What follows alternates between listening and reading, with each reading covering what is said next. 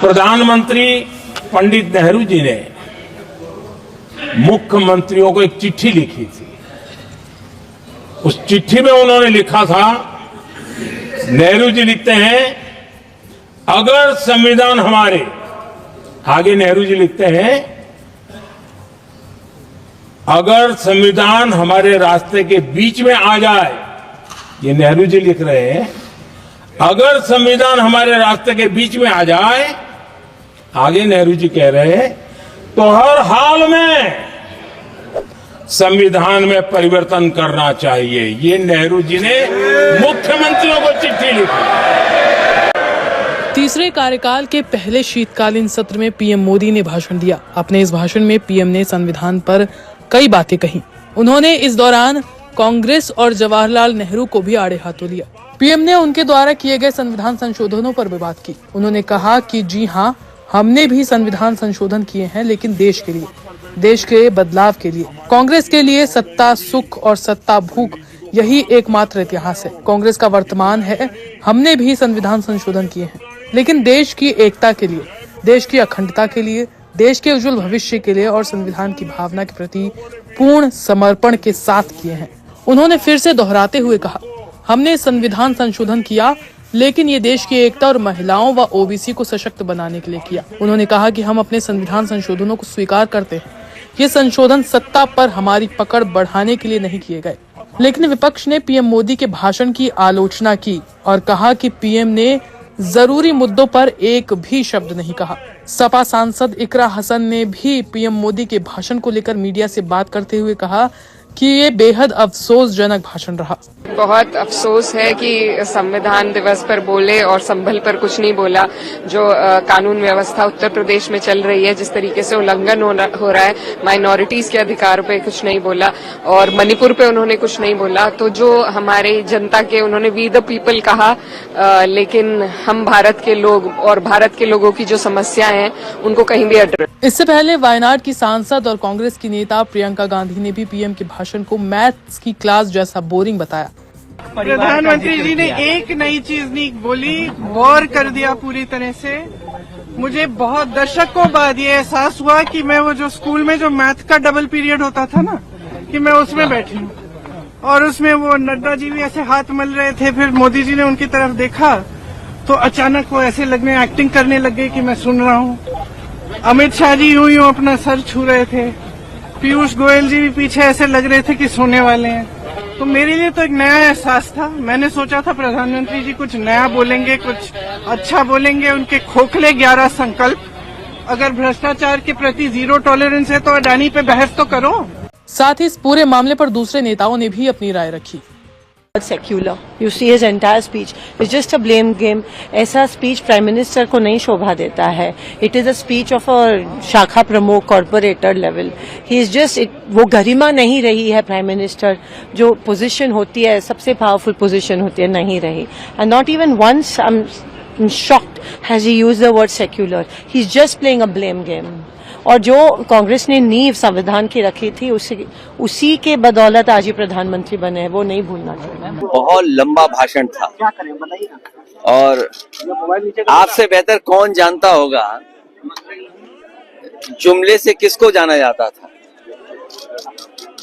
आज हम लोगों को 11 जुमलों का संकल्प सुनने को मिला। 15 लाख जुमला था, किसान की आय दोगुनी होगी वो जुमला था, 1 करोड़ नौकरी मिलेगी वो जुमला था, अग्निवीर जैसी नौकरी एक बड़ा जुमला है, जीएसटी जुमला निकला, महंगाई कम होगी जुमला निकला। उत्तर प्रदेश में अगर याद होगा आपको कि जानवरों से सड़कें खाली हो जाएंगी, जानवर सड़कों पे नहीं दिखेंगे, वो भी जुमला निकला। जो परिवारवाद की बात कर रहे हैं उनका दल में भरा पड़ा है, वो भी जुमला निकला। और फिर जो ये कह रहे हैं आरक्षण दे रहे हैं, सच्चाई तो ये है कि आदिवासी, पिछड़े, दलित, उनका आरक्षण छीना है। और जाति जनगणना को लेकर के कोई छोटा मोटा संघर्ष नहीं, लगातार इसको लेकर के हम लोग आगे बढ़ रहे हैं। और वो दिन आएगा जब ये जाति जनगणना भी होगी और आबादी के हिसाब से लोगों को हक और सम्मान भी मिलेगा। प्रधानमंत्री जी ने सबसे ज्यादा प्रधानमंत्री पद की गरिमा को गिराया है और ये प्रदर्शित कर दिया कि नेहरू के मुकाबले उनमें एक हीन भावना है। और इसीलिए तो जिस प्रधानमंत्री नेहरू ने जिस कांग्रेस पार्टी के नेतृत्व वाली सरकार में, जिसके लिए स्वयं डॉक्टर अंबेडकर ने कहा अगर नेहरू जी नहीं होते तो ये संविधान बन न पाता, क्योंकि इतनी प्रबल बहुमत के साथ उन्होंने इसे अंगीकृत किया, स्वीकार किया। मोदी जी, आपकी ये हीन भावना कांग्रेस के प्रति आपको हमेशा कटु, असत्य और ऐसी बातें बोलने को मजबूर कर देती हैं कि आप जो बोल जाते हैं। मैं तो कहना चाहता हूं, इस देश का दुर्भाग्य है कि आपके शासनकाल में संविधान की मर्यादा तार-तार हुई, संवैधानिक पदों की मर्यादा तार-तार हुई। आपने जिस ढंग से संवैधानिक पदों पर बैठे हुए लोगों को उनकी गरिमा गिराई है, आने वाला इतिहास जब पढ़ा जाएगा तो एक तरफ विशाल नेहरू, विशाल डॉक्टर भीमराव अंबेडकर होंगे, उसके सामने आप एक हीन भावना से ग्रसित ऐसे प्रधानमंत्री होंगे जिन्होंने उस पार्टी को हमेशा कोसा है जिसने इस देश को आजादी दिलाई और ये संविधान दिया। 2 दिन इस विशालतम लोकतंत्र के मंदिर में, सदन में, संविधान के 75 साल पूरे होने के शानदार सफर के बारे में सत्ता और विपक्ष की तरफ से चर्चा हुई। कल माननीय प्रधानमंत्री जी की तरफ से चर्चा हुई, लेकिन अफसोस है कि माननीय प्रधानमंत्री जी ने ये नहीं बताया कि जो भारतीय संविधान में बाबा साहब भीमराव अंबेडकर द्वारा जो संविधान बनाया गया है, उसकी प्रिम्बल संविधान की आत्मा है, जिसमें देश के नागरिकों को बहुत मौलिक अधिकार दिए गए, जिसमें इस देश के दलितों के लिए, इस देश के पिछड़ों के लिए, इस देश के अल्पसंख्यकों के लिए और देश के समस्त सम्मानित देशवासियों के लिए 14 आर्टिकल 14 में 14 में मूलाधिकार फंडामेंटल दिए गए।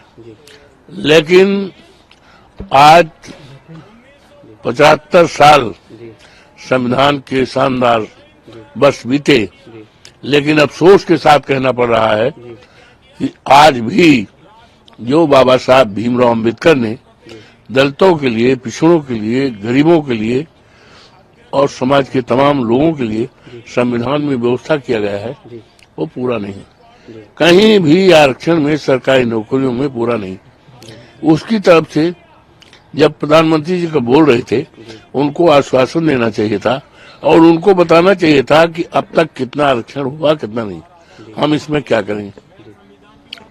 और देखिए, इक्वलिटी बिफोर लॉ, संविधान में कानून की निगाह में सबको बराबरी, लेकिन आज देश के तमाम ऐसे लोग हैं, जैसे उदाहरण के लिए हमारे अल्पसंख्यक भाइयों के लिए है, उनको 2म दर्जे का नागरिक माना जा रहा है। तो क्या ये बाबा साहब भीमराव अंबेडकर के संविधान के प्रेम्बिल में जो समानता का अधिकार है, क्या पूरा मिल रहा है? नहीं मिल रहा।